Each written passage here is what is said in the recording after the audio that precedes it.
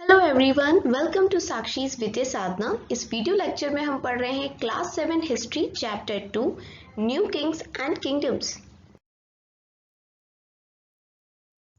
सो देखिए, 7th century के बाद बहुत सारी नई नई डायनेस्टीज पिक्चर में आने लगी और मैप 1 हमें क्या दिखा रहा है, उन बड़ी बड़ी डायनेस्टीज के बारे में दिखा रहा है जो 7th से लेके 12th सेंचुरी के बीच में उन्होंने इंडियन सब कॉन्टिनेंट पे राज किया था। जैसे कि जहामना आपको देखने मिल रहा होगा, मैं मार्क कर देती हूँ। हियर इट इज जहामनास, ठीक है। चंडेलास, गुर्जरा प्रतिहारास, है ना। यहाँ पर पालाज हो गए, राष्ट्रकूटाज हो गए, चोलाज हो गए, चेराज हो गए, पांड्याज हो गए। तो इनके बारे में हम पढ़ने वाले हैं one by one. The emergence of new dynasties, तो नई डायनेस्टीज का जो आगमन हो रहा है उसके बारे में हम पहले पढ़ेंगे।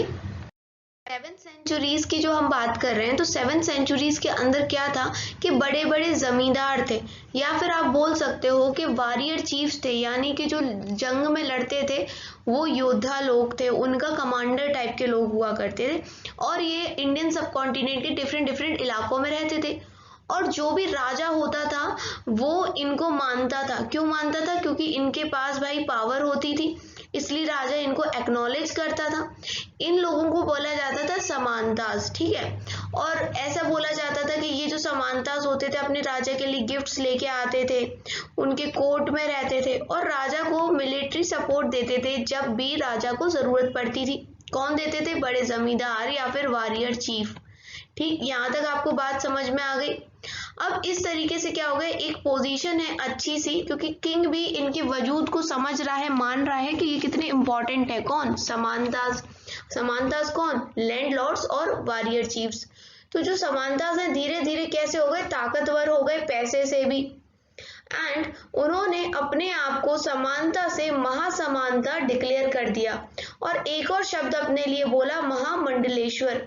महामंडलेश्वर को हम हिंदी में समझ रहे हो ना, पूरे मंडल जो होता है उसका एक तरीके से सबसे ग्रेट आदमी या मालिक, the great Lord of circle और रीजन, मतलब पूरे इलाके का, पूरे मंडल का जो सुप्रीम होता है बंदा, वही कौन बन रहा है अब? ये समानतास बन रहे हैं। और धीरे धीरे करके ये अपनी स्वतंत्रता को मांगने लगेंगे। किन से? किंग से। पहले तो कैसे भी हों, भले पावरफुल हों, पर ये लोग किंग के अंदर ही राज कर रहे थे। लेकिन धीरे धीरे ये इंडिपेंडेंट होने की कोशिश करेंगे, क्योंकि इनके पास अब पावर आती जा रही है, पैसा आता जा रहा है। तरह का मैं आपको एक एग्जाम्पल दूं तो एग्जाम्पल है बेटा राष्ट्रकूटास का, जो कि दक्कन के इलाके में रहते थे, साउथ के इलाके में रहते थे। अभी मैंने आपको मैप में भी राष्ट्रकूटा के बारे में बताया था। अब ये जो राष्ट्रकूटा लोग जो होते थे, ये किन के अंडर में काम करते थे? तो कर्नाटका के रीजन में एक डायनेस्टी चल रही थी, वंश चल रहा था चालुक्यास का। तो चालुक्यास के अंदर में राष्ट्रकूटा ऐसा समानता काम करते थे, रहते थे। लेकिन मिड 8th सेंचुरी आते आते राष्ट्रकूटा का एक चीफ था, है ना, जो इनका एक कमांडर टाइप का था, दंती दुर्गा। इन्होंने क्या बोला, मतलब इतनी पावर इनके पास आ गई कि ये अपनी इंडिपेंडेंस चाहते थे कि हम अब चालुक्य के अंदर काम नहीं करेंगे, हम अपना इंडिपेंडेंट किंगडम स्थापित करेंगे। उस जमाने में क्या होता था कि राजा जाति से क्षत्रिय होते थे, पंडित, शूद्र या वैश्य नहीं। ठीक है, आपको पता है ना, हिंदू समाज के अंदर 4 वर्ण सिस्टम होता है बेटा, ब्राह्मण, क्षत्रिय, वैश्य और शूद्र। ब्राह्मण वो लोग होते हैं जो एजुकेशन से रिलेटेड होते हैं, क्षत्रिय वो लोग होते हैं जो योद्धा होते हैं, राजा हमेशा क्षत्रिय कास्ट के होते थे 99.9%। एंड जो वैश्य होते थे वो ट्रेडर्स होते थे, व्यापारी वर्ग के लोग होते थे। और शूद्र वो होते थे जो इन तीनों कौमों की, तीनों जातियों की सेवा करते थे, मतलब सर्विस प्रोवाइड करते थे। तो अब ये जो राष्ट्रकूटा थे, ये लोग क्षत्रिय नहीं थे। तो इसने क्या किया, हिरण्यगर्भा नाम से एक, क्या होते हैं, कर्म कांड किया, रिचुअल परफॉर्म किया। हिरण्यगर्भा का इंग्लिश में मतलब है गोल्डन वर्म। आप सबको पता है एक बच्चा जन्म लेता है माँ के गर्भ से, ठीक, पेट के अंदर गर्भ से, वॉर्म कहते हैं उसको, जो ये वॉर्म लिखा है। तो इन्होंने सोने का एक गर्भ बनवाया, वॉर्म बनवाया, और ब्राह्मण्स को बुला के उनकी मदद से कुछ इस प्रकार के विधि विधान करवाए, जैसे अब इनका दोबारा से जन्म हो रहा है, रीबर्थ हो रहा है। और अब ये रीबर्थ कैसे ले रहे हैं? एक क्षत्रिय की तरह, जबकि वो जन्म से नहीं थे।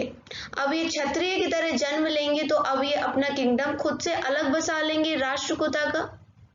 प्रकार के और भी बहुत सारे एग्जाम्पल्स हैं हमारे पास, जैसे कि अगर मान लो देखो किसी को भी किंगडम स्थापित करना है पहले के जमाने में, तो वो लड़के ही होता था, है ना, और लड़ने में उसको अपनी मिलिट्री स्किल्स दिखानी होती थी अपने किंगडम को स्थापित करने के लिए। तो वैसा ही एग्जाम्पल है कडम्बा मयूर शर्मन का, जो ठीक है, और एक और एग्जाम्पल है गुर्जरा प्रतिहार के हरिचंद्र का। ये लोग क्या थे?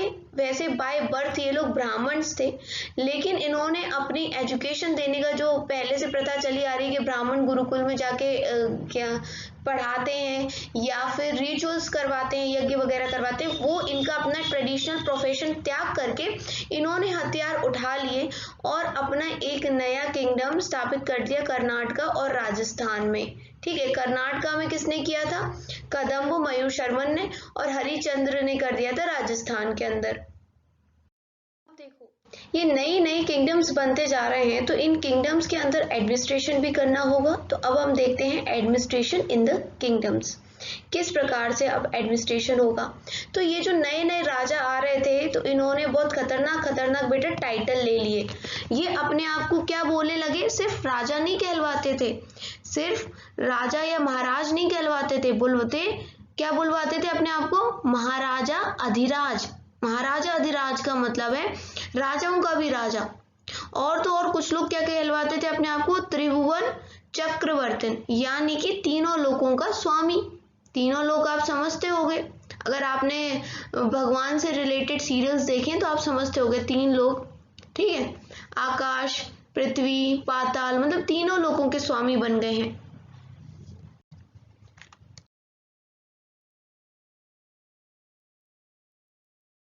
तो ये जो राजा वगैरह होते थे वो अपने साथ के आसपास के जो समानताज हैं उनसे व्यवहार अच्छा बना के रखते थे। इनका एक एसोसिएशन बना हुआ था, एक संगठन बना हुआ था, तो ट्रेडर्स के साथ, पीजेंट्स के साथ और ब्राह्मण के साथ। हर स्टेट के अंदर जो रिसोर्सेज होते हैं ना बेटा, वो रिसोर्सेज ये प्रोड्यूसर्स से लेते थे। अब प्रोड्यूसर्स वो होता है जो कोई भी चीज़ को प्रोड्यूस करे, जैसे पीजेंट्स हो गए वो अनाज प्रोड्यूस करेंगे, जो कैटल कीपर्स हैं वो मीट दे सकते हैं, मिल्क दे सकते हैं अपने कैटल से, और जो आर्टिसंस होते हैं वो क्या कर सकते हैं? कोई भी चीज़ बना सकते हैं, जैसे कि हथियार बना सकते हैं या बर्तन बना सकते हैं। तो इनसे बोला जाता था कि आप जो भी प्रोड्यूस कर रहे हो वो आपको हमें देना पड़ेगा एज अ रेंट। क्यों? क्योंकि आप राजा की ज़मीन पे रह रहे हो तो रेंट दो। जो व्यापारी होते थे उनसे रेवेन्यू कलेक्ट किया जाता था।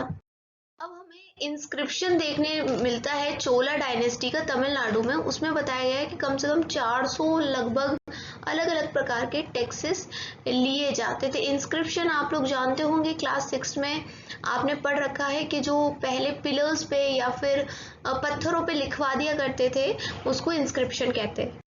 इनमें से जो 400 अलग अलग प्रकार के टैक्स हैं, सबसे जो इम्पॉर्टेंट और फ्रीक्वेंटली जो ज़्यादातर लिया जाता था टैक्स वो था वेट्टी। वेट्टी वो था, ये एक ऐसा टैक्स है जिसको कैश के रूप में नहीं लेते थे, लेकिन इसके बदले में आपको लेबर की तरह काम करना पड़ेगा।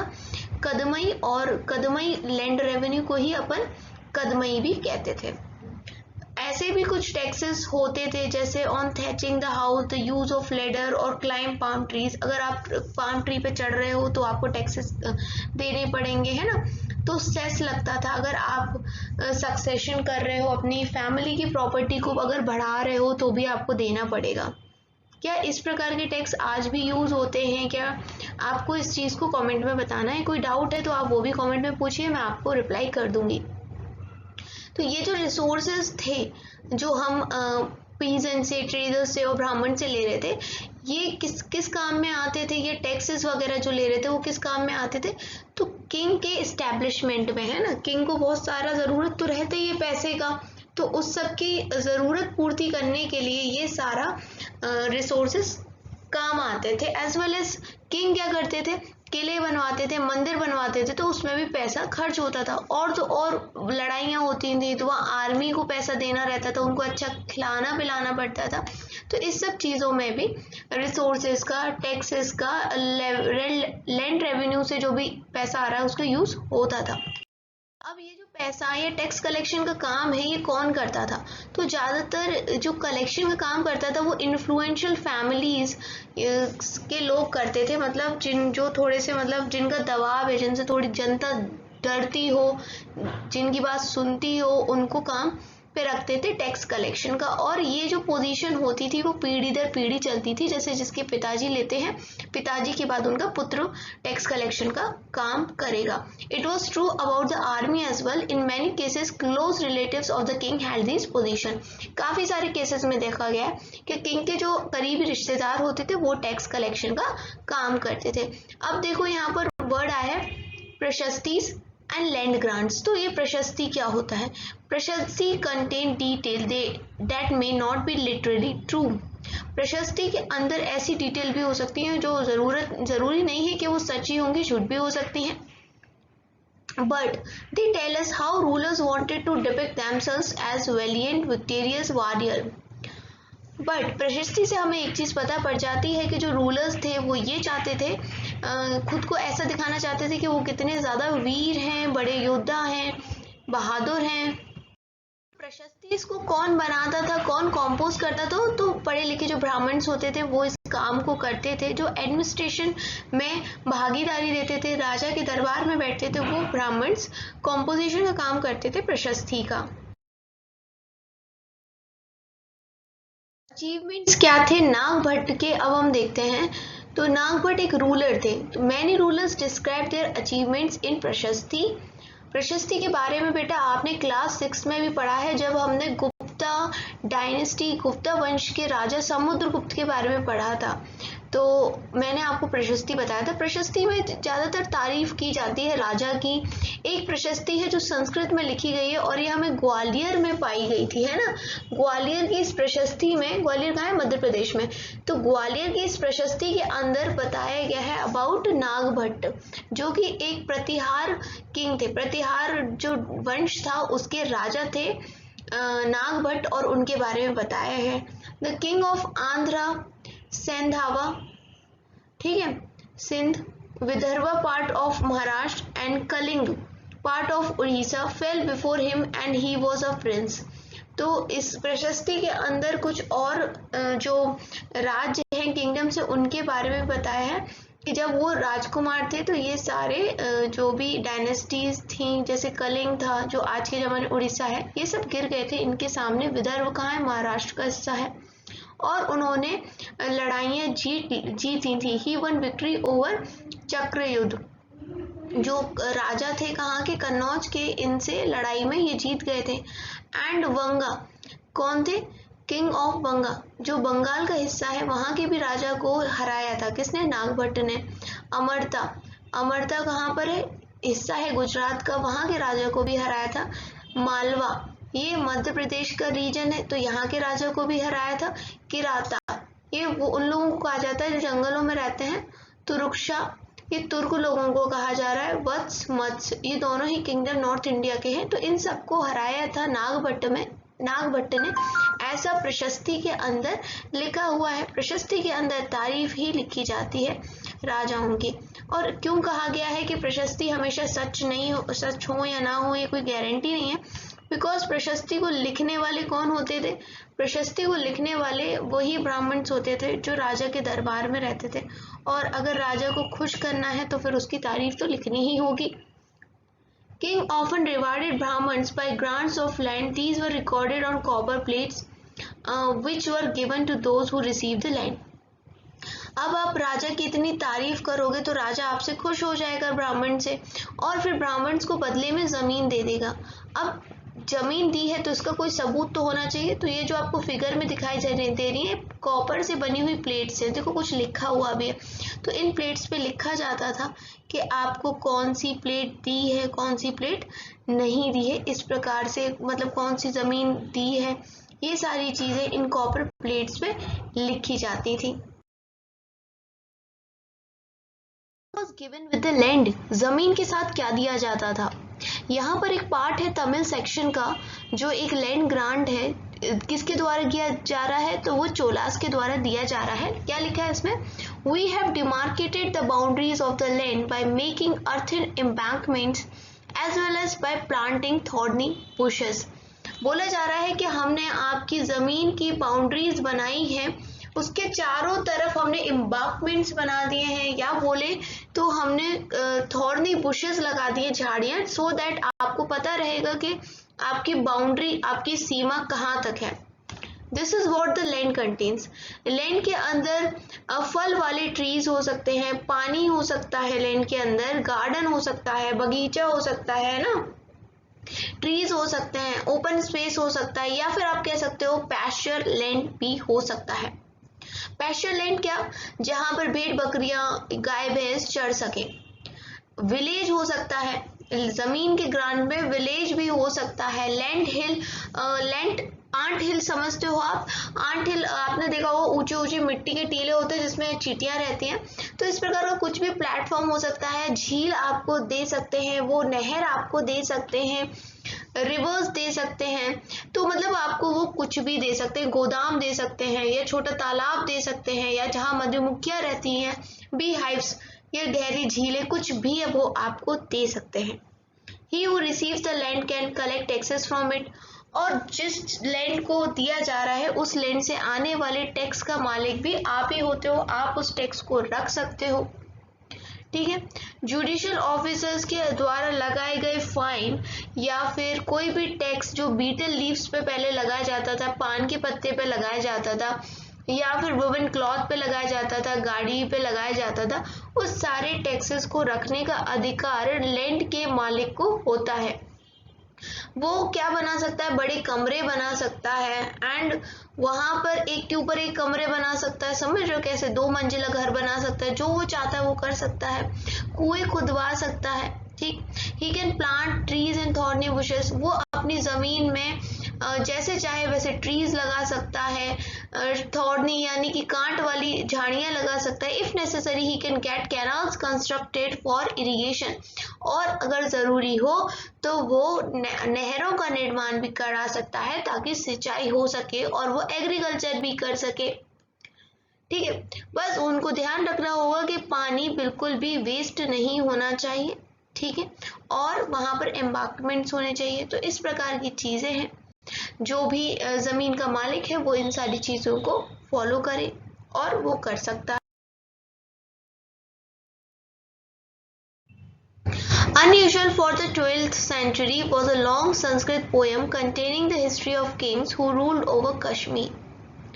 तो एक लंबी सी संस्कृत भाषा की कविता है जिसके अंदर कश्मीर पे राज करने वाले राजाओं की हिस्ट्री है। इसको कल्हण ने क्या किया है, कंपोज किया है ना। इस कविता को जो किसकी हमें हिस्ट्री बता रही है, कश्मीर के राजाओं की, इसे कल्हण ने किया है compose. And he used a variety of sources including inscription, documents, eyewitness accounts and earlier histories to write his account. और कल्हण ने इन कविताओं को लिखने के लिए अलग अलग प्रकार के सोर्स देखे। कुछ उसने इंस्क्रिप्शन से जाना, कुछ पुराने डॉक्यूमेंट्स मिल गए, कुछ व्यक्ति ऐसे मिल गए कि उन्होंने आई विटनेस थे, मतलब उन्होंने राज करते देखा है, कश्मीर के राजा को अपने आंखों से देखा है, और वो फिर ऐसा एविडेंस बता रहे हैं कि ऐसा ऐसा होता था। तो इन सब की मदद से कल्हण ने एक कविता लिख मारी। अब लिख मारी क्या, लिख ली। Unlike the writers of प्रशस्ति, he was often critical about rulers and their policies. लेकिन अंतर है कल्हण के अंदर कि प्रशस्ति में ज्यादातर आपने देखा होगा कि जो भी शासक होता है उसकी तारीफ ही होती है, लेकिन यहाँ पर उन्होंने जो गलत है वहां पर राजा की निंदा भी की है, आलोचना भी की है, क्रिटिसिज्म किया है। Now we will see warfare war wealth. You may have noticed that each of these ruling dynasties was based in a specific region. अभी तक हम जिन चीजों का भी पढ़ते आ रहे हैं 6th क्लास से, हम तभी से ये देख रहे हैं कि हर डायनेस्टी या हर किंगडम किसी एक पर्टिकुलर रीजन तक रहता है सीमित, और उसी टाइम पे उसी समय वो ये भी चाहता है कि वो दूसरे रीजन पे भी कंट्रोल और अपना शासन स्थापित कर ले, है ना। हर बंदा चाहता है कि वो अपना एरिया बढ़ाता जाए। एक एरिया में रह रहा है लेकिन वो दूसरे एरिया को भी क्या चाहता है, कैप्चर करना चाहता है। One particularly prized area was the city of Kannauj in the Ganga Valley. For centuries, rulers belonging to the Gurjara, Pratihara, Rashtrakuta and Pala dynasty fought for control over Kannauj. तो एक जो city थी कन्नौज, जो गंगा घाटी के पास की जगह है, इसके लिए गुर्जर, प्रतिहार, राष्ट्रकूटा, पाला वंश, इन सब में काफी ज्यादा लड़ाई हुई। क्यों? क्योंकि सब के सब कन्नौज पे अपना शासन चाहते थे।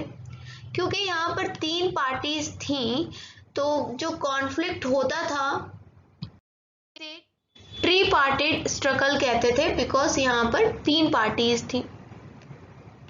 एज यू विल सी 62 और 60 पे हमने जो चीज़ें देखी, रूलर्स भी ट्राई करते थे टू डिमॉन्स्ट्रेट, अपनी अपनी पावर दिखाने की कोशिश करता था। हर राजा अपने आप को महान दिखाने की कोशिश करता था, पैसा वाला दिखाने की कोशिश करता था। और पैसा वाला अपने आप को दिखाएगा कैसे? एक दूसरे पे अटैक करके और बड़े बड़े मंदिरों को बना के। अब मान लो किसी राजा ने एक बड़ा सा मंदिर बना दिया, अब दूसरा राजा दिखाना चाहता है कि इस बड़े मंदिर से कुछ नहीं होता, मैं महान हूं, तो उसके बनाए हुए मंदिरों को वो तोड़ देगा। इसलिए एक दूसरे के बनाए हुए मंदिरों को ये टारगेट करते थे और ये शो करते थे कि हम ज्यादा अमीर हैं।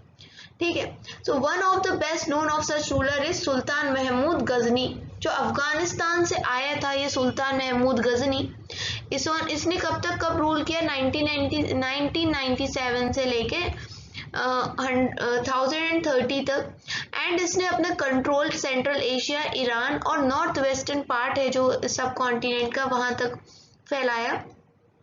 ये सब कॉन्टिनेंट में बार बार आता था और रेड करके लूटपाट करके चला जाता था। ये ज्यादातर अपना टारगेट जो अमीर हमारे यहाँ के मंदिर है उनको बनाता था। आपने सुना होगा जो 12 ज्योतिर्लिंग होती हैं बेटा शिव जी की, उनमें से एक है सोमनाथ गुजरात में। तो करीबन 17 बार ये आया और बार बार सोमनाथ जो गुजरात में है उसको खराब करके गया, डिमोलिश करके गया, क्योंकि पूरा सोने की परत, हीरे चांदी लगे रहते थे हमारे यहाँ के मंदिरों में। तो इस वजह से ये लोग आके लूटते थे और फिर ये इस्लाम धर्म को फॉलो करते थे, तो हिंदू धर्मों को तो तोड़ देते थे पूरी तरीके से। Much of the wealth Mahmud carried away was use to create a splendid capital city at Ghazni. ज्यादातर ये वेल्थ को इनने यूज किया एक शानदार सिटी बनाने के लिए गजनी के अंदर। गजनी एक जगह अफगानिस्तान में। सुल्तान महमूद और भी बहुत सारी चीजों में इंटरेस्टेड था, लाइक किस किस में? पर उसने कब्जा किया था ना, जिन लोगों से लड़ाई करके अपना शासन के अंदर लाना चाहता था, वो तो उनके बारे में जानने के लिए मोहम्मद गजनी बहुत इंटरेस्टेड रहता था। ये अपने साथ एक स्कॉलर को लेके आया था जिनका नाम था अल बरूनी। इसका नाम याद रखना। अल बरूनी आया तो कुछ टाइम यहाँ पर रहा, एक राइटर था ये। तो इसने एक किताब भी लिखी, किताब उल हिंद में। किताब उल हिंद इसकी किताब का नाम है अल बरूनी की। और इसने पूरे जो भी देखा होगा सब कॉन्टिनेंट के अंदर माहौल, उसके बारे में लिखा है। ठीक है। And he consulted Sanskrit scholar to prepare his account. इसने अरबी भाषा में किताब उल हिंद लिखा है, लेकिन इसने किताब को लिखते वक्त संस्कृत के जो विद्वान हैं उनसे भी बातचीत की थी और ज्ञान लिया था। वारफेयर में एंगेज होने वाले जो दूसरे किंग्स थे वो चाह मनास थे, जिनको आगे जाके चौहान बोलने लग गए। एंड ये लोग दिल्ली अजमेर वाले इलाके में शासन किया करते थे। एंड इन्होंने भी कोशिश करी कि ये वेस्ट में, मतलब राजस्थान से और उस साइड पाकिस्तान अफगानिस्तान साइड में अपना रूल को फैला सके। बट क्या होता था कि वहाँ, मतलब कि वहाँ से भी इनको जैसे मोहम्मद और गजनी हो गए, इस तरह के अटेम्प्ट्स देखने मिलते थे। दूसरी चीज़ ये ईस्ट में भी अपना कारोबार फैलाना चाहते थे, शासन फैलाना चाहते थे। बट ईस्ट से इनको चालुक्यास जो थे गुजरात के और गढ़वालास जो थे वेस्टर्न उत्तर प्रदेश के, यहाँ से विरोध देखने को मिलता था। अगर बात करी जाए एक फेमस जहां मनाया चौहान रूलर की, तो वो पृथ्वीराज थर्ड थे 1168 से 1192 तक, जिन्होंने एक अफगान के जो राजा है सुल्तान मोहम्मद गौरी, इसको हराया था 1191 में। इसको फर्स्ट बैटल ऑफ तरेन कहते हैं। बट जब सेकंड बैटल ऑफ तरेन हुए 1192 एक साल बाद, तो इसमें पृथ्वीराज चौहान की हार होती है और सुल्तान मोहम्मद गौरी की जीत हो जाती है। Closure look the Cholas. तो चोलास के बारे में मैं पार्ट 2 में आपको बताऊंगी। ये वीडियो कैसा लगा मुझे कमेंट सेक्शन में बताइएगा। मिलते हैं नेक्स्ट वीडियो में, तब तक के लिए bye bye, take care, thanks for watching Sakshi's Vidya Sadhana.